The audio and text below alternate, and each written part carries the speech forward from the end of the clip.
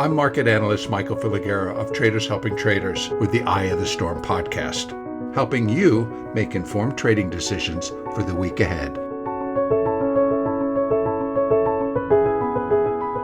And good day, everybody.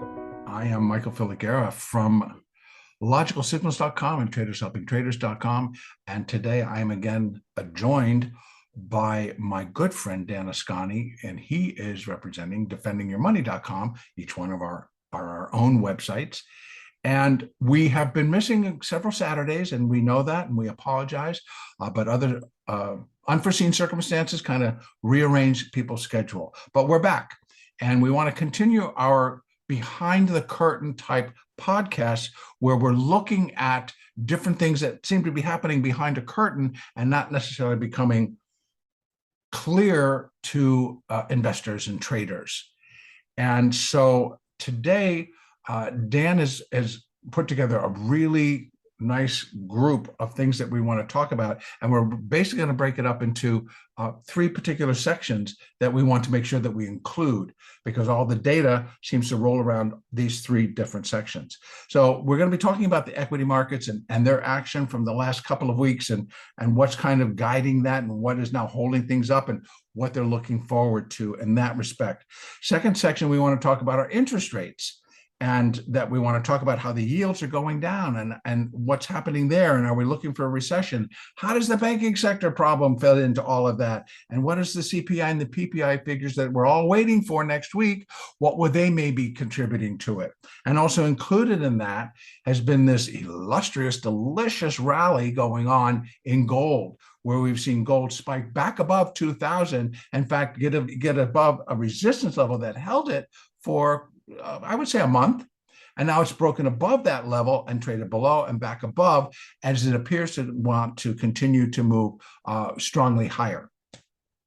And the last thing we want to talk about today is some reports that Dan receives and then researches, and those were put out by the Dallas Fed, the Dallas Federal Reserve branch, and they're on the Banking Condition Survey. And that one is telling us a lot about what is going on within that banking sector as far as loans and other illustrious things. So those are our three sections today. And I am not going to get into a whole bunch of talking right here because I want to turn this over to Dan, and he's going to bring us all in, and then we'll have our conversation as well. Thank you again, Dan. I know that we talk every day, but here we are again. Thanks for having me again, Michael. I love doing these podcasts, so thanks for having me. You're welcome. Let's go ahead and get started with the equity markets. And Dan and I are in the equity markets every single day, folks, because we are operating our trade room together. And so we're there each and every day. And so, again, we are putting together a picture of what we think is really going on with the equity markets. And quite frankly, and I know a lot of people don't necessarily want to accept this, but what we've noticed, at least over the last couple of weeks, and actually it goes much further back, but strongly over the last couple of weeks, is how the equity markets are being pinned to a particular strike price within the options that are on the SPX, on the ES, which is the future for the S&P 500, also within the NDX and the NQ, which also have options, within the triple Qs, within the spiders, within the diamonds, within the Dow. So all of our major indexes are being controlled by options. And so much so that Dan, and I think it was about 2 weeks ago, maybe a little bit longer, Dan said, Michael, don't you think that what's really happening here is that the options markets are now becoming the underlying, whereas the future is the derivative? And I'm going to let him go into an explanation on that. So with that introduction, I opened it. I know, right? Thank you, Michael. I know that was a good one. Well, let's just kind of go in and say what your take on the equity action has been and basically how the markets are relating. And then again, we can tie that into our discussion about the options markets and zero DTE options, which, by the way, folks, are 0 days to expiration. They are in control now, whether we want to accept it or not. Right. And on that note, it's important to point out that the reason they're in control, or the reasons they're in control, is, first of all, sometime, I believe it was 2021 into 22, options volume began to exceed total volume on the entire New York Stock Exchange. Right. So the options, paying attention to what options are doing, and even if you never trade options and never plan to, and the same with futures, you may never trade futures, you may not even like them. But these situations are moving the equity markets around. And one reason for that is zero DTE options plus normal longer dated options. So zero DTE meaning 0 days to expiration. The reason for that is sometime, I believe it was September of last year, 2022, the exchange came out with Tuesday, Thursday options expirations. They already had Monday, Wednesday, Friday. That filled in the gap. Now they expire every day. So institutions or traders or investors, whoever, can buy those options or sell them. But let's say they buy them as a hedge to get by a key report like inflation, consumer price index, or the employment situation report. So that they can buy them to hedge their portfolios, or some people are speculating, and then they expire fast, and they don't have to shell out a lot of money for them like maybe you would for a longer dated option. Right. And I'm not saying there's no activity in longer dated options, but that's the reason why those are so important. The numbers I've seen are that zero DTE options are about 44%, averaging 44% of total option volume. And as I just mentioned, total option volume is exceeding New York Stock Exchange volume. And so your comment on maybe options are the underlying, we've been kind of joking about that, but maybe it's not a joke. The options structure is so important, especially when there's not a lot of volume or activity or catalysts in the stock market. Options volume is so important to watch because that's going to determine pretty much where the market's going to close and maybe even what it does intraday. So this is a very important development. There's a lot of people talking about it, but it's interesting that despite the fact that a lot of people are talking about zero DTE options, it's interesting that I don't want to belittle the media or anything, but the financial media always has to find a reason for the stock. The stock market was up on traders, relaxing a little bit over the banking situation or whatever they assigned to the reason. Right. When actually you and I are paying a lot of attention to the option structure and where the market might pin, so to speak. So we might see a lot of traders, a lot of institutions buying an option or a series of options expiring at the end of the day that have to do with, let's say, the 4100 strike in the S&P 500 cash index, or somewhere equivalent to that in the SPI, the Spider ETF, 405, whatever the corresponding number is for the day. Right. And so they might buy that. And if a lot of traders buy it, I'm just using buy as an example here because you can also sell it. But let's say you buy the options, market makers are selling them to those traders. So you got traders buying and market makers make a market in the options. So they're selling it to them. So now they're on opposite sides of the market, right? You want the market to go up because you're a trader and you bought, let's say, call options as this hypothetical example. The market maker sold them. You would think the market maker doesn't want the market to go up because they're on the other side. But what they actually do is hedge their trade. They buy the underlying, which in this case, we're talking about S&P 500 options. So they buy the futures to make their directional risk basically zero. So market makers typically will have zero directional exposure. And so they'll buy the futures when they've sold you some call options. And that's just one example.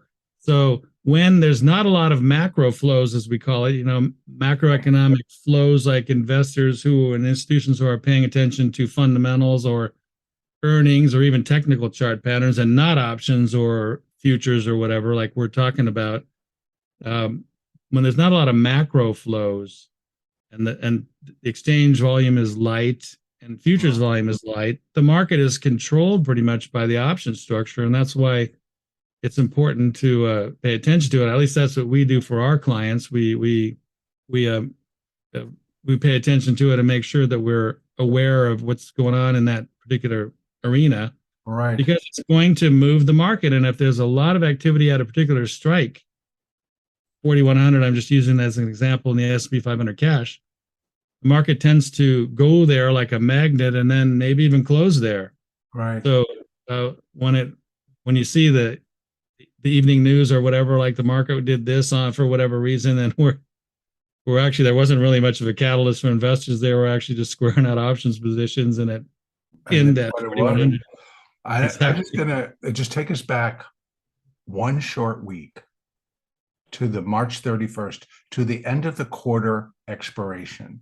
And let's go back to the start of that week and the rhetoric that was coming out of the financial media. And again, I don't mean to badmouth the financial media, but sometimes it's like they're very misleading because their job is to try to find out why.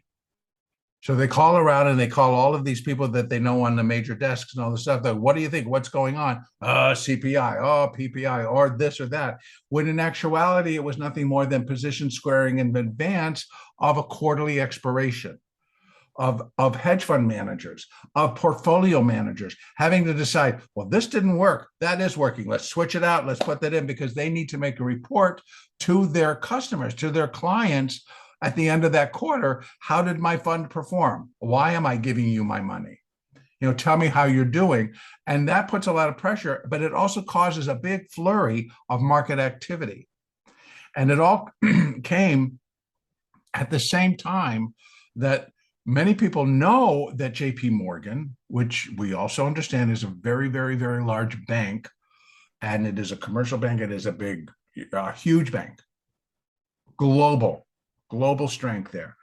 And as you mentioned, you did tell us, and those of us in our trade room, you spoke to them as well, saying that for the last 2 years, they've had what in an option speak is considered a collar. And because they have a very large hedge fund at JP Morgan, and this is how they hedge the hedge fund against volatility or movements in the market. And so there was this very large collar that at the end of each quarter, so on December the 31st, on March the 31st, the next one will come on June 30th, but they roll a very large options position. And so the buildup to when they were going to do that and how they were going to do it, because at the price of the SPX at that time was nudging and going and putting pressure on their short call. So everybody then builds a story around that. Oh, what's going to happen? What's going to happen to JP Morgan? And what I found, and then I want your take on this, right, is just how that market activity really built up to that.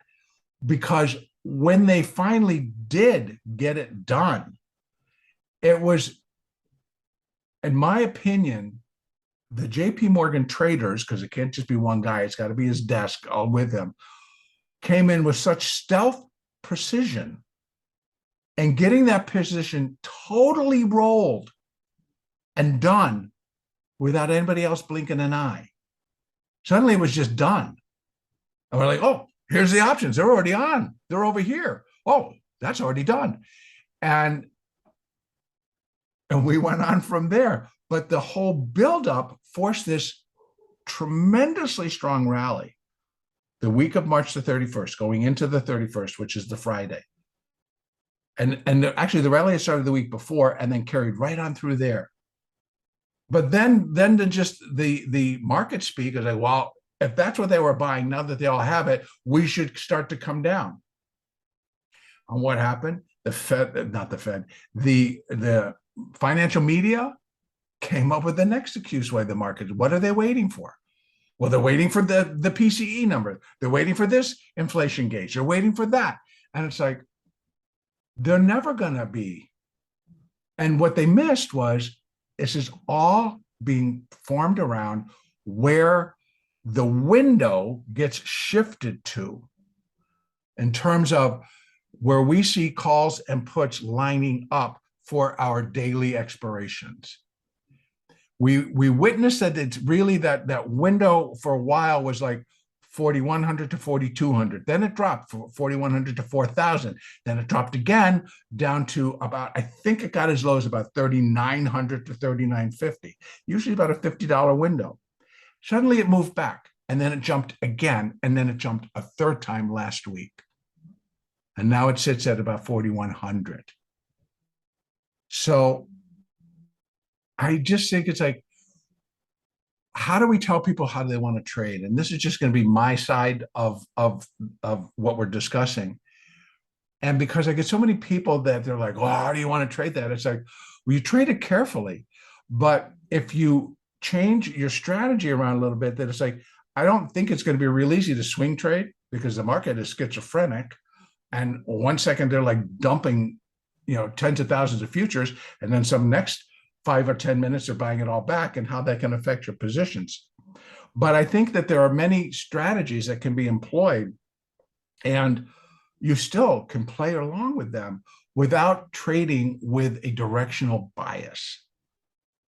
So without saying I'm bullish or I'm bearish, because I'm not.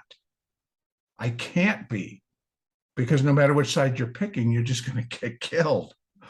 But anyway, what would be your take on when we're trying to combine financial media to reality, to zero DTE options, and then what actually physically happens?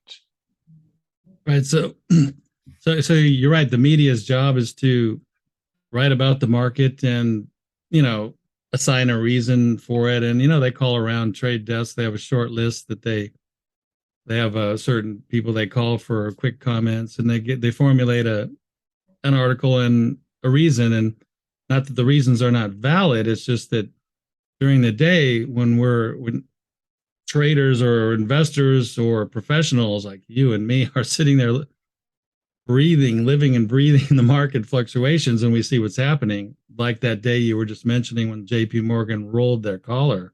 There's a lot of things that were happening besides investors, almost like having a meeting and deciding what the reason is the market was going to move. Right. So on that JP Morgan collar, that expires every quarter. Mm-hmm.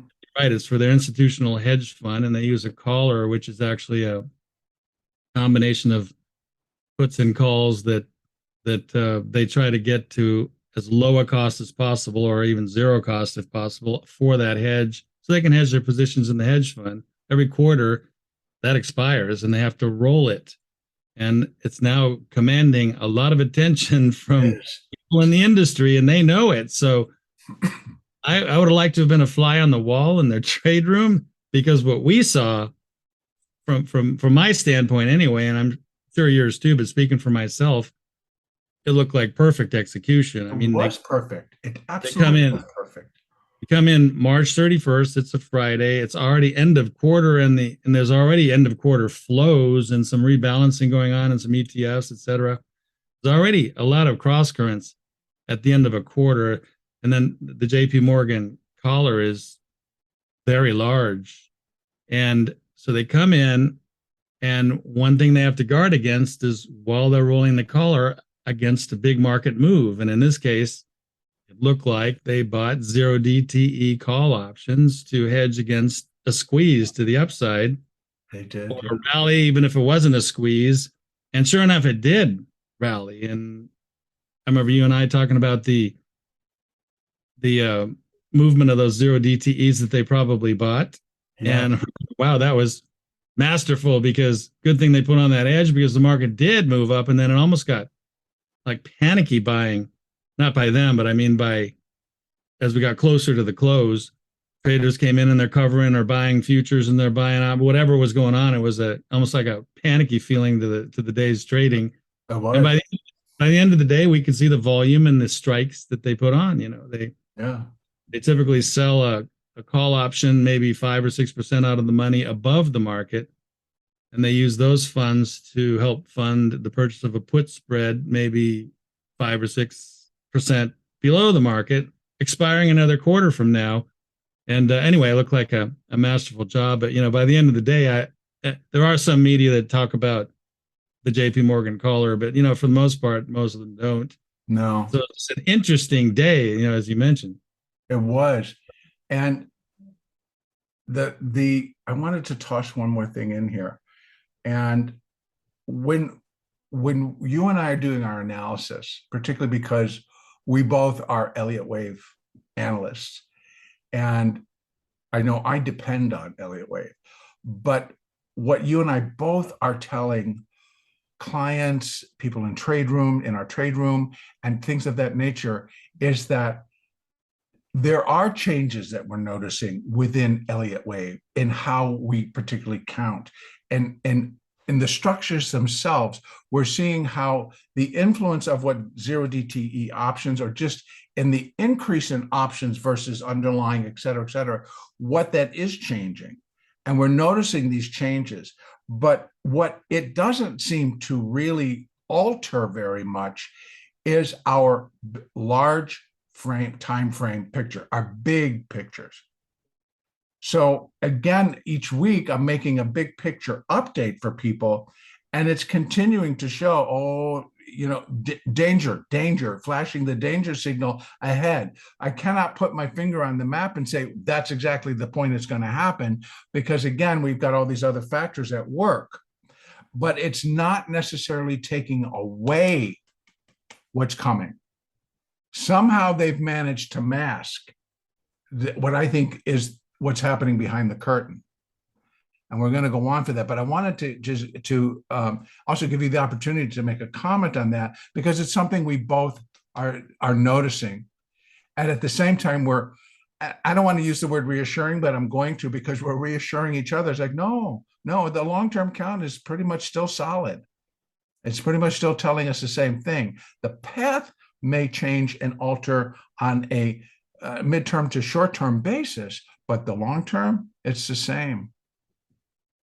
Right. And on that note, and with regard to the Elliott Wave count, as you know, Michael, I published a book 30 years ago called Successful Trader's Companion. Actually, it's kind of bound, not kind of, it is bound as a manual of wave patterns and how to calculate Fibonacci and support resistance, and how to use some technical indicators with Elliott and a bunch of other stuff. And one thing I'm big on, again, as you know, is wave personality. So right. R.N. Elliott, who was an accountant, for those who don't know, an accountant in the 30s who came out with Elliott Wave. That's why it's named Elliott Wave. And that's, a way of measuring market psychology, because when the market is moving in the direction of its larger pattern, it's called an impulse wave, and it moves in 5 wave patterns. And when it's moving against that impulse, that overall direction, it's in corrective patterns.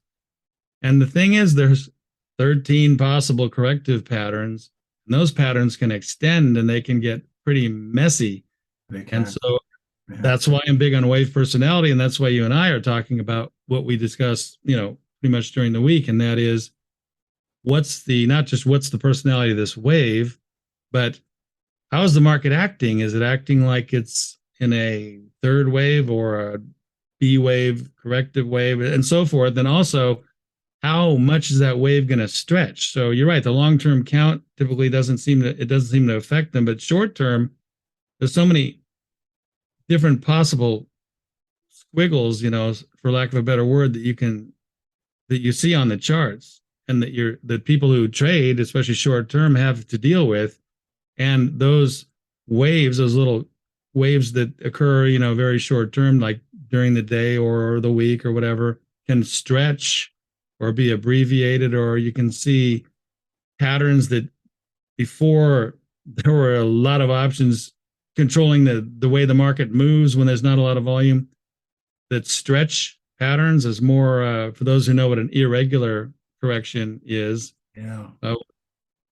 There's more of those you and I have observed, because that's just the way the nature of the market is right now. So in terms of using the wave count to for your day trading or for your short-term trading, even short-term swing trading, we like to supplement it with other things like we're talking about, the option structure and other things that are going on during the day that might influence the size of a wave, and that's going to affect things greatly. Like you may be right about that it's in a third wave, or the market's going to trace out a C wave, and here's where I'm expecting it to be, and it gets stretched because of all this activity going on, and it goes farther than you think, and that could disrupt your trading if you're not allowing for that contingency. Thank you. That's true. I think we both kind of put it all together, folks, from what we're both saying, and you're going to come up with a very solid answer to what's kind of happening within equity markets right now. And that, yes, it's affecting the very short-term counts, but not affecting the corrective nature that the market is continuing to move through. So my purpose for having that end of our conversation on this particular section is because we are getting too much flowing in saying, oh no, Fed's going to pivot, Fed's going to do this, and we're in a new bull market. Inflation is done. Inflation's over. We're looking for everything to just go back to being normal. It's like, I think we're so far from returning to what people want to perceive as normal, because we'd have to go back 3 years. That's pre-COVID. And I don't want that normal again, because that produced the problems that we're confronting now. So you're wanting us to go back and to relive and then re-engage in producing in a hyperinflation environment. Enough said. We're going to close out that section. There will be more, because this is an ongoing subject. Obviously, right. Markets are trading constantly. But I want to now go and move over into interest rates. So we kind of broke up today's discussion, folks, into we want to equities, we want to talk interest rates, but we also want to now include a report that Dan receives, and that's also it is public, so you can go out and you can find it as well, and it has to do with the Dallas Fed. So the Dallas that region, the Dallas region of the Federal Reserve, puts out, and I'm not sure of the time, if it's monthly or quarterly or whatever, but they put out a banking condition survey. And it's going to be very, very interesting, because Dan's going to break that down for us. But do you want to start there, or shall we just combine that and then move right into interest rates? Because I think that if we're going to do that, let me just kind of reference a couple of things that we want to try to pull together here under interest rates. And that is that the yields are appearing to go down, because if we watch the markets, the yield, the bond prices are going up, which the yields are declining a little bit here. And so that reintroduces recession conversations. It reintroduces, is that still going to be a possibility? Are we heading into a recession? Some are saying yes, many are saying no, et cetera. How does the banking sector and its health or non-health, deteriorating health, how is that going to be factored into all of this? And then we are also now waiting for our direction to come from, I think you said on Wednesday, we get CPI on Wednesday, along with the Fed minutes. Now, one thing that just before I was sitting down and starting the recording, I said, don't you find it interesting how the Fed minutes are going to be nothing but regurgitating what we already know, what they already did last meeting and reported on and told us all about when the Fed governor came and said, had his meeting, had his press conference. So why would I expect the market to react violently or in one direction or the other based on something we already know? So I find that a very interesting concept, but it's not going to stop it from happening. So I'm going to leave it up to you, my friend, where you would prefer to start. If you want to start with that Dallas Fed report, or do you just want to dive head first into interest rates? we may go into interest rates, but just a note on that Dallas Fed report, what it does come out monthly, and what it's featuring is something people have been waiting for, and that is for the month of March, which contained the Silicon Valley Bank failure, the Silvergate Bank failure, and then pressures on other banks. How much were banks affected? How much is loan demand affected? And loan volume and credit terms? Because one thing that looks like is happening, and this may not be good news for a lot of people, but hey, we got to be realists here and allow for this to happen. And that is, once you go through what we went through in March with the banking sector, reached a crisis point at a certain point, and the government had to do what they do, and that's paper over these things, but that's a whole nother podcast. But what happens after that typically is if it's severe enough, then we get a credit crunch. Mm-hmm. And the credit crunch means banks are pressured by what's happening and credit terms tighten and interest rates are already relatively high. So the report that came out from the Dallas Fed was very interesting because loan demand and loan volume plunged badly. I mean, they're back to where they were like the COVID and pre-COVID time period, and also showing some really nasty numbers here. I'm just looking at the Dallas Fed's index number here, loan demand minus 45.6 and loan volume minus 18.3. Those numbers are very bad. That means loan demand is plunging, and so banks tightening credit and also under a lot of pressure for capital requirements, because this particular set of bank failures in March was a little different than what people are used to. We didn't have a collapse or a crash like 2008 or 1987, when just directly after that, there was the SNL, the savings and loan crisis, where 505 savings and loans had to be put to sleep, so to speak. They starting with Washington Mutual being the largest. So in 1989, the government formed the Resolution Trust Corporation to just basically absorb those banks and deal with it, and they did successfully. The 2008 crash was messy, yeah, and this one was messy. And so what's happening is credit is tightening, terms are tightening, banks are basically lending less, and what happens then if this gets severe, and by these initial numbers from the Dallas Fed, it looks like they are beginning to get severe. What happens then is a liquidity trap is created. What that means is, because of tightening credit conditions, there's less liquidity out there. Right. And that's what the Fed gets headaches over. The Fed has to try to deal with that liquidity trap because it's the lender of last resort. Right. Although, as an aside, we could have a completely different podcast on the Fed being the lender of first resort in a lot of cases. So they've really, exceeded their mandate in many situations, I think. Right. But in terms of the lender of last resort, when liquidity is evaporating out of the system, they supply it. And so the credit crunch typically leads to a liquidity trap, which is what that is, a liquidity, a zapping, not disappearing completely, but a drying up of liquidity. Right. That can really freeze up the economy. It's happened a few times before. And so this Dallas report is just accentuating it. It's really putting a number to it. Yeah, it's showing that we're headed to the next step of this banking situation. Right. That's the credit crunch part. And as I mentioned, just again, Dan and I talk about what we're going to talk about and how we want to structure it. But when we were discussing the Dallas Fed and that report, I had mentioned that, as many of you know, I live in San Francisco. So San Francisco is a city and a county. So we're all in one. And what I'm now hearing and receiving is that there are it's commercial real estate. So the danger, it's back in 2008, 2009, they were mortgages, but they were home mortgages. They were mortgages for all of us retail people. And how many of those loans were given to people, particularly here in the state of California, where we call them jumbo loans, because most of them are over $1 million.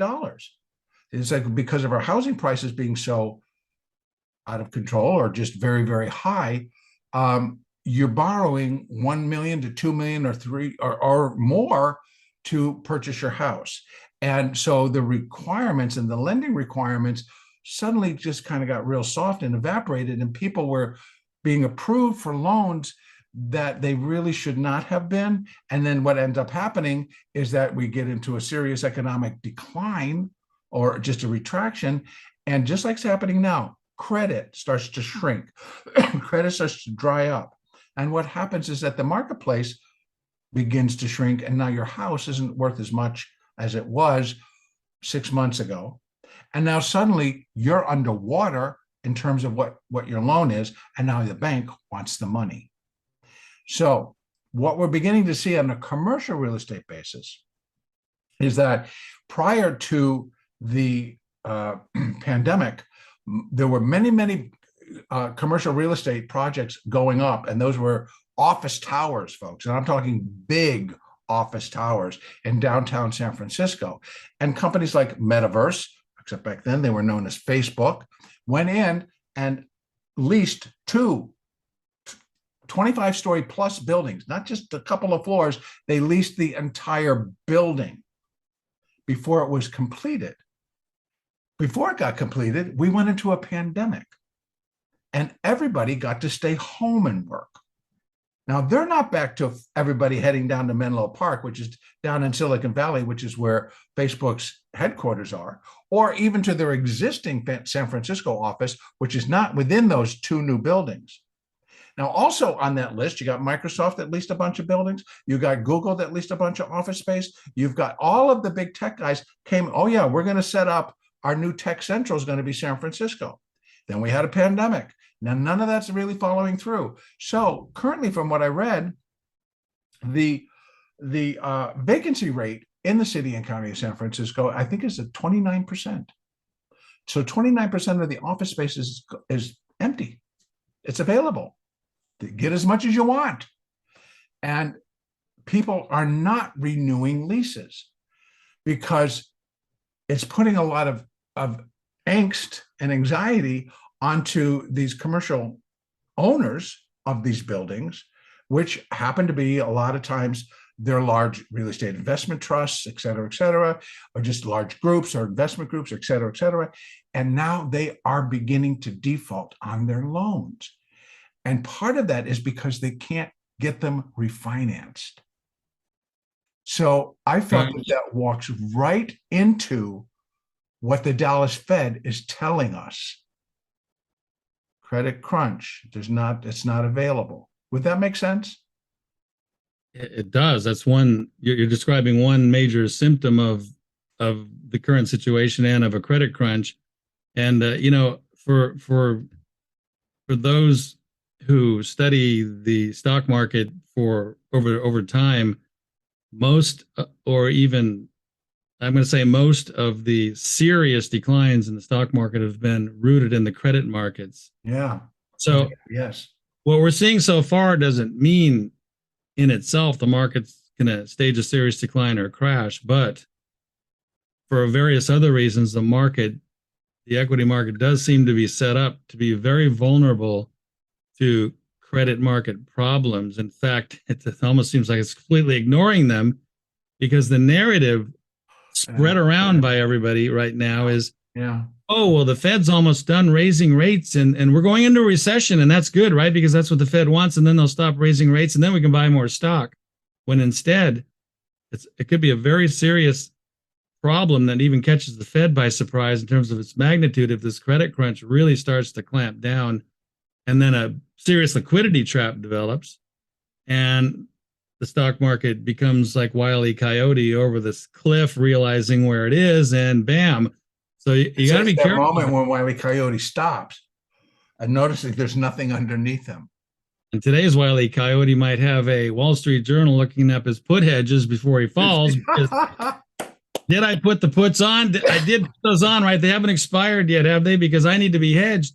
That's when everyone heads for the exits at the same time. And floods into put options because suddenly there's a panic.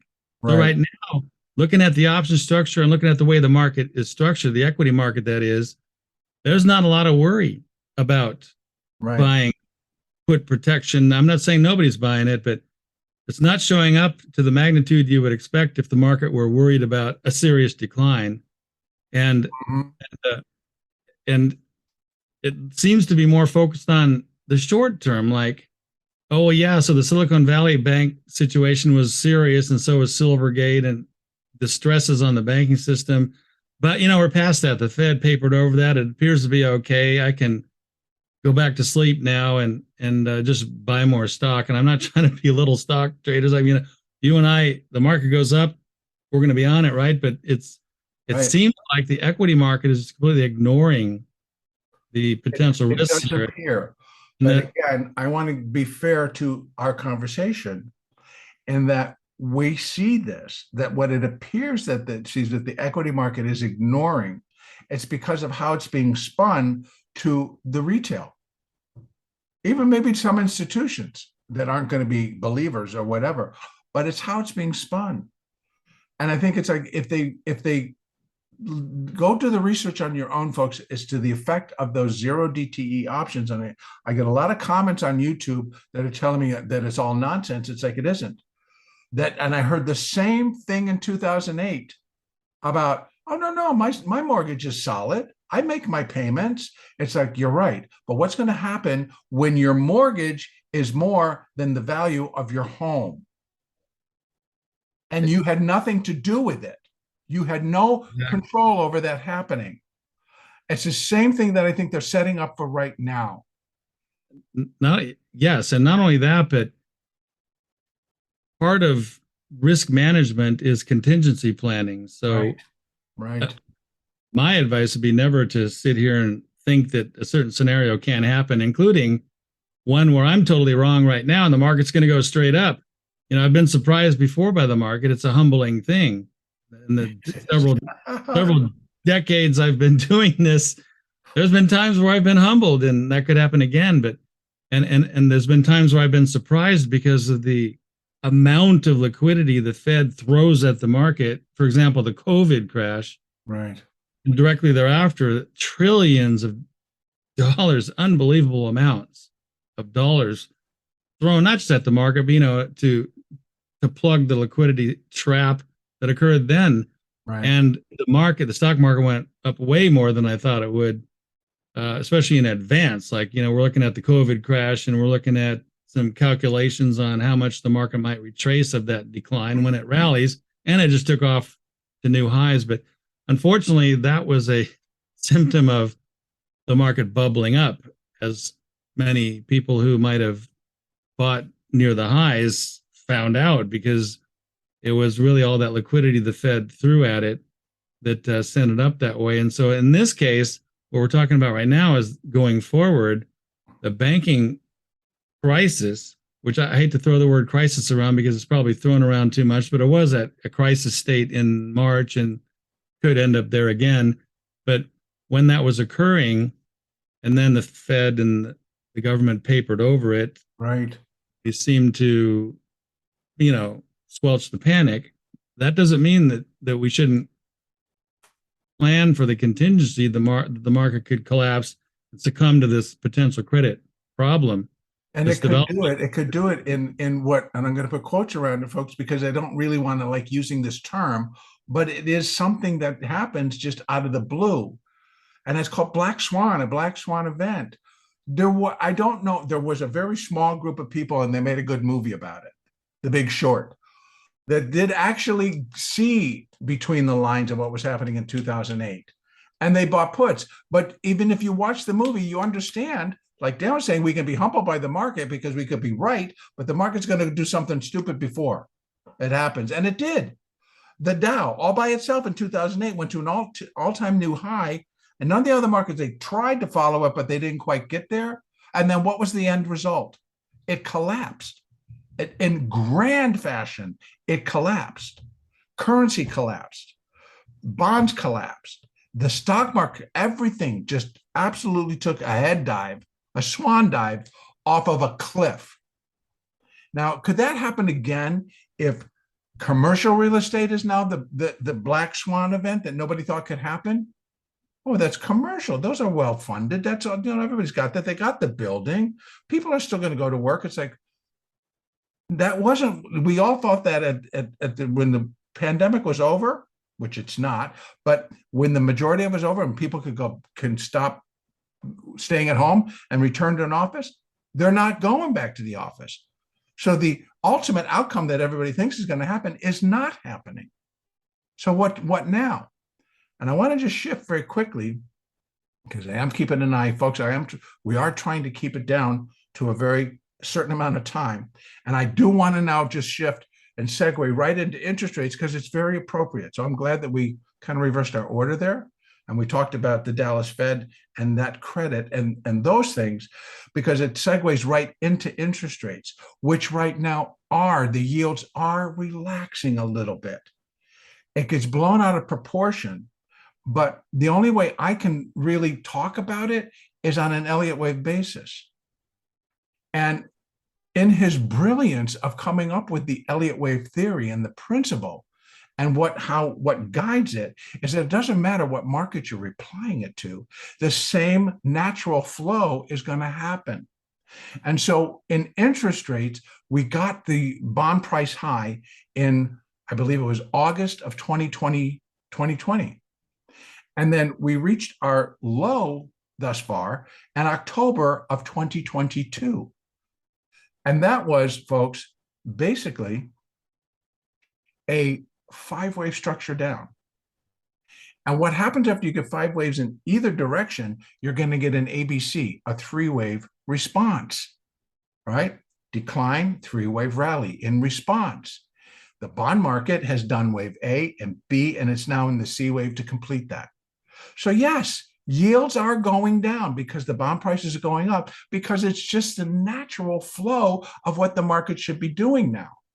We could stand by and ask each other, and Dan, you and I have this conversation almost daily. Why would the bond prices go up now and yields relax some when we're confronting everything we're confronting? And we both kind of go, I don't know. And then the next thing you know, it's doing it. So the law of nature, or whatever you want to call it, it's happening.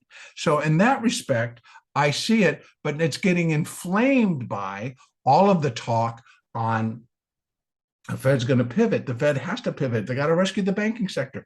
All this is happening. Well, that was happening because of this, and now that's relaxed. We've become this short-term focused instead of this term focused. And I think it's a danger. I think it's a big danger. So let's talk a little bit about interest rates.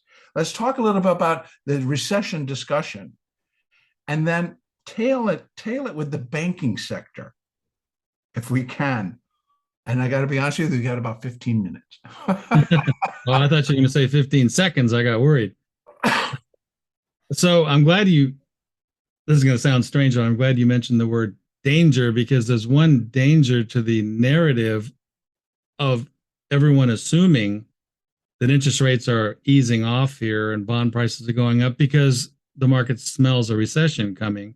Yeah. And that would be an important reason, and it may be a factor, but there's another thing going on here that if you look at the intermarket relationships between, let's say, equities, bond, fixed income interest rates, and commodities like gold, there's that haven bit in there. What I mean by that is when people get worried, they tend to hide in bonds, government treasuries and so forth. And they also tend to buy gold. Now, there's more to these treasury and gold rallies right now than just that. But what I'm saying is it's dangerous to assume that the whole reason interest rates are easing off recently is because there's going to be a recession. Because if there's something else the market is sniffing out here, like traders or investors, big money is hiding in bonds and buying gold to allocate to that asset class that tends to do well when there's stresses, economic stresses, debasement of the currency. Right. Very important for gold, because all this papering over by central banks of all the problems, they just figuratively print more money, paper over the problem. That debases the value of the currency. And that means gold against those currencies, those paper currencies, it gets more expensive and goes up. So if the market is smelling a potential crisis or credit crunch or whatever, and people are thinking that interest rates are coming down and because we're going into a recession and it's going to be a soft landing and the Fed's going to stop raising rates and we can go back to normal, that may not happen. This is something to consider here, especially with what I said a few minutes ago. Risk management begs for contingency planning. I mean, part of risk management is planning for contingencies, and to assume one thing and then be surprised by another could be very dangerous, because if there's another really bad shock to the system and equities, stocks, just collapse, right, and all this stuff starts happening, people are going to be caught flat-footed, and there's really no reason for that if you're planning properly and risk and managing the risk in your portfolio. The other thing is, we're talking about the option structure and zero DTE, 0 days to expiration options, and how much that volume is.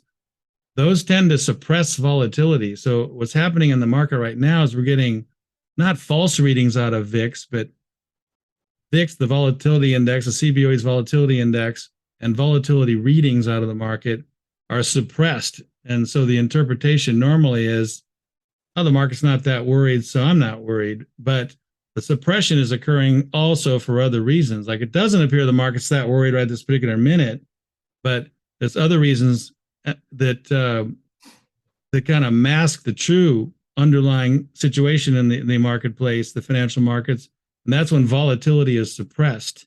So there's a lot of volatility selling going on, and that's helping fund other trading strategies. Mm-hmm. That always happens. But right now, I think it's dangerous to look at VIX and look at the suppressed volatility and assume that the only reason it's that way is because the market's not worried. So therefore I can, sleep well at night and just buy more stock. You got to risk manage that, in my view. I agree. And I think that was thank you for bringing the volatility. And I know we talked about it and I forgot to write it down, but I'm glad that you remembered to include it because it's important right now.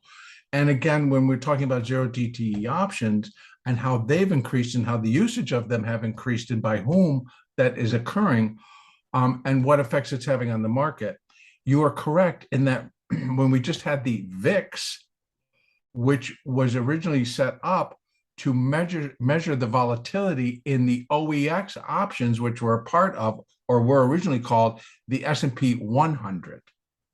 So they took 100 stocks and they formed an index called the OEX, and then they put options on that index, and then they included options within the SPX family, not the ES, but the SPX, the big daddy.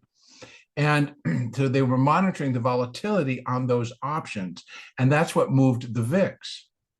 And then therefore, but that's now expanded, right? Because we have VIX on the NASDAQ, we have VIX on the Russell, we have VIX on the Dow, we've got volatility indexes or volatility readings that are much more broad-based.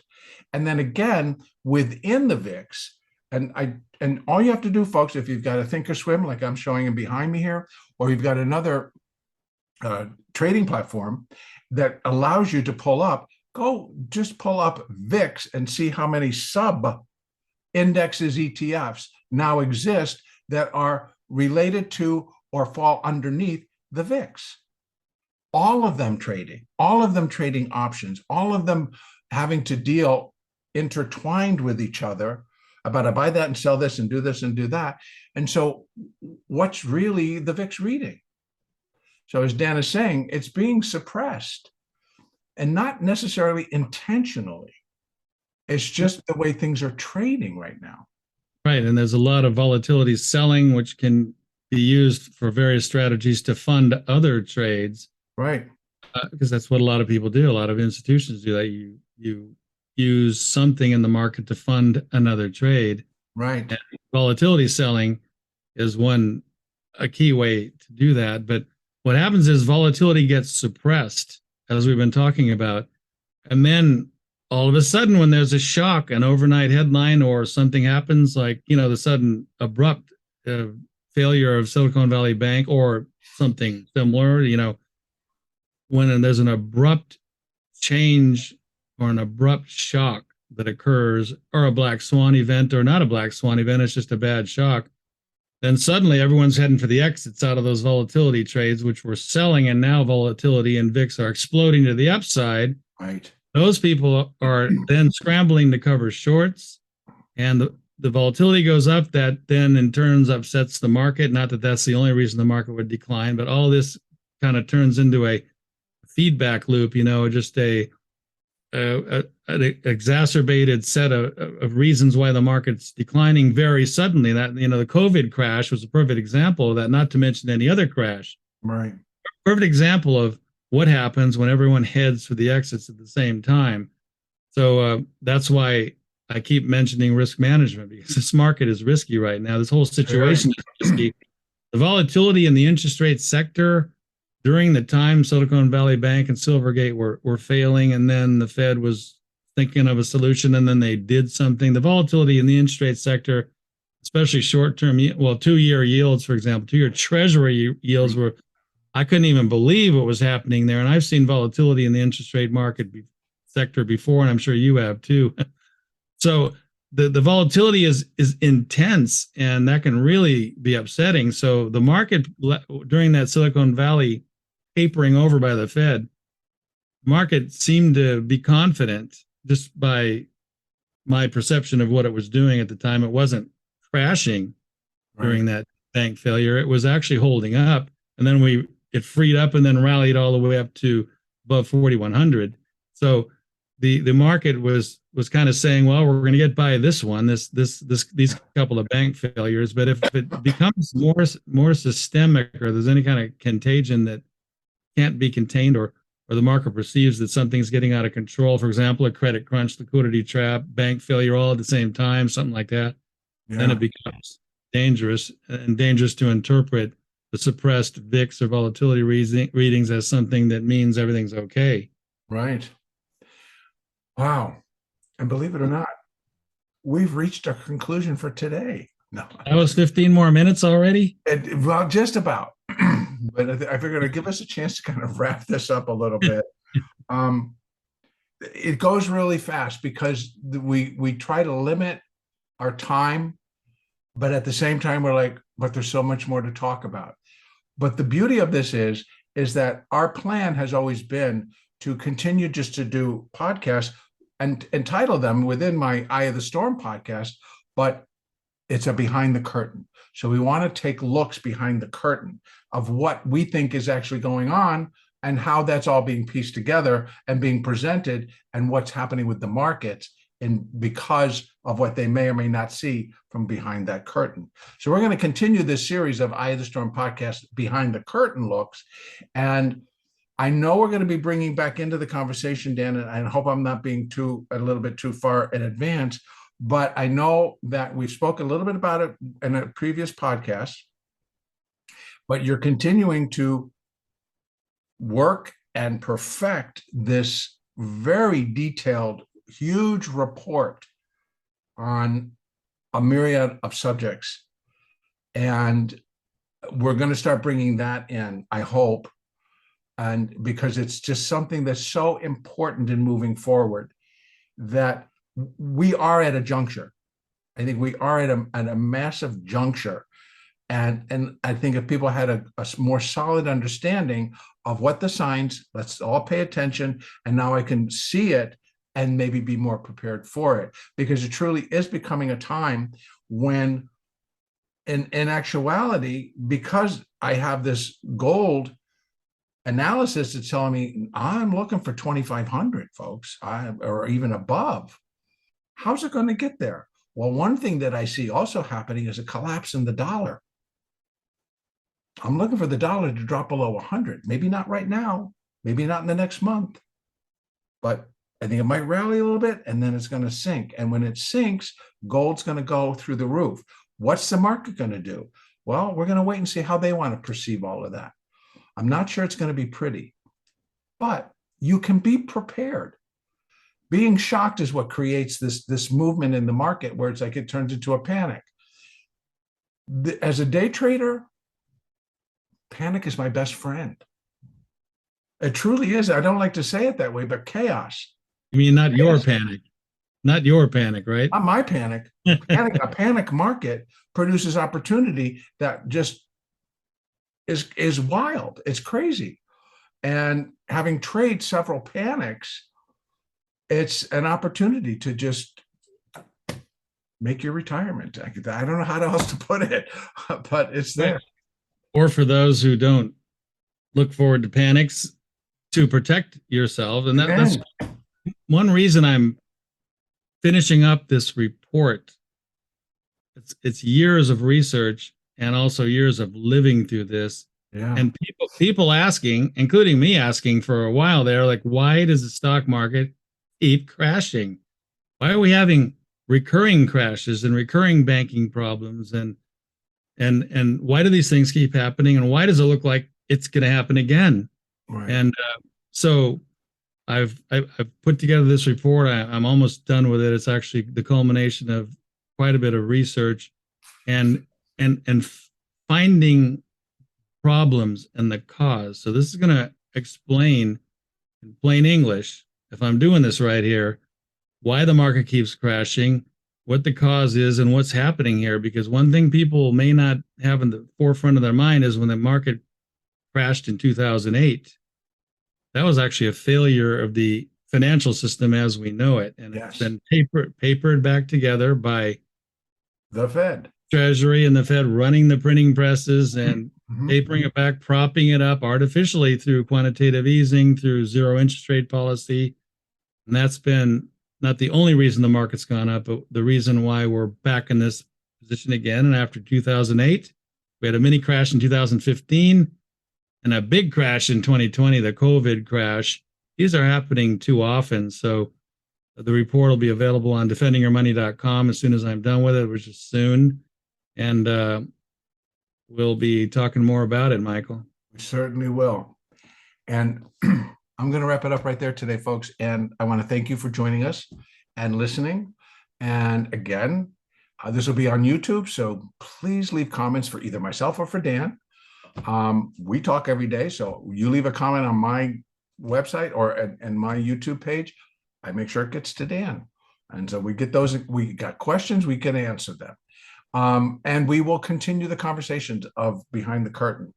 And there's much, much more to come on that subject. If you got something in particular that you'd like us to include, please, again, leave it in the comments so that we know, and then we might be able to bring that in into the discussion. But first, I want to say thank you, Dan. It's always, I want to use the word fun because it's really, that's what it is. When we get a chance to talk and connect the dots. And even though that the subject matter is really intense and it is very important, it's very enjoyable for me to work together with you and getting that out there and making sure that people maybe get that second look that will help. So thank you. Likewise, it's been fun. It has been. So thank you. And folks, as far as my own updates, tomorrow will be another one, and it's going to be an Elliott Wave update, and it's going to be on the NASDAQ 100 and the S&P 500 as we look forward to next week. And in the meantime, have a great and safe Easter Sunday, and join you on the next update.